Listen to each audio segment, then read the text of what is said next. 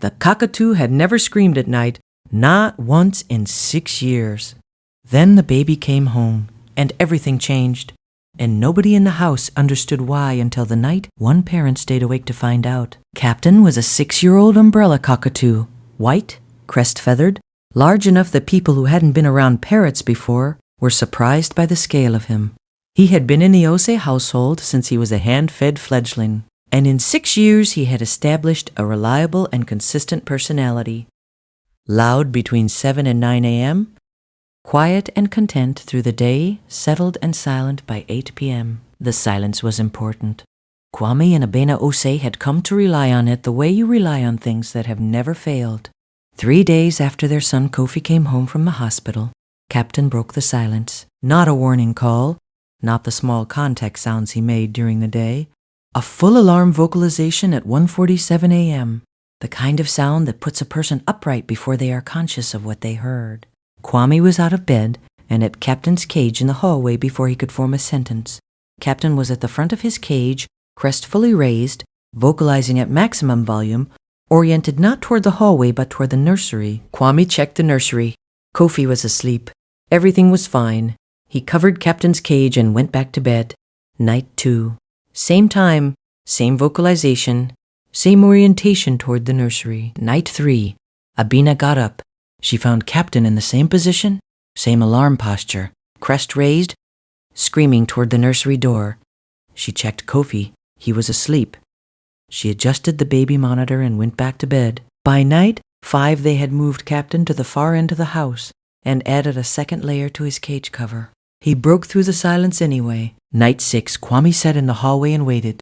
Captain began at 1:51 a.m. Kwame watched him for 5 minutes, crest up, body leaning toward the nursery, a fixed orientation that had no explanation in any behavior Captain had shown in 6 years, and then went to the nursery.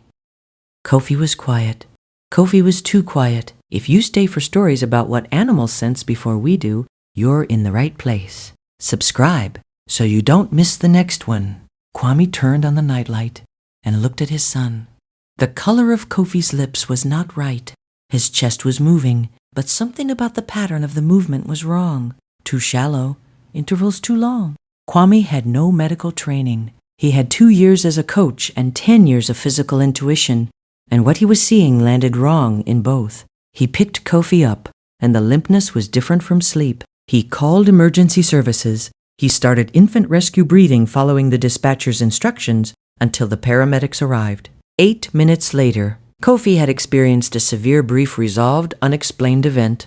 A sudden cessation of breathing that in a newborn, if undiscovered for more than several minutes, carries consequences that do not resolve. He was stabilized at the hospital and discharged 4 days later with a cardiorespiratory monitor and a follow-up care plan. The neonatologist, Dr. Funmilayo Adeyemi, 21 years in neonatal medicine, explained the mechanism. Newborns with apnea risk produce detectable changes in respiratory chemistry, shifts in CO2 concentration, changes in exhaled organic compound profiles in the minutes before a significant event.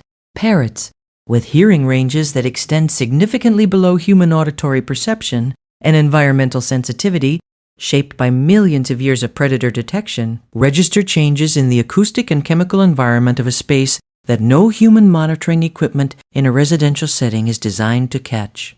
Captain had been hearing or smelling the beginning of these events at the same time each night. For 6 nights, he had been doing what an alarm animal does.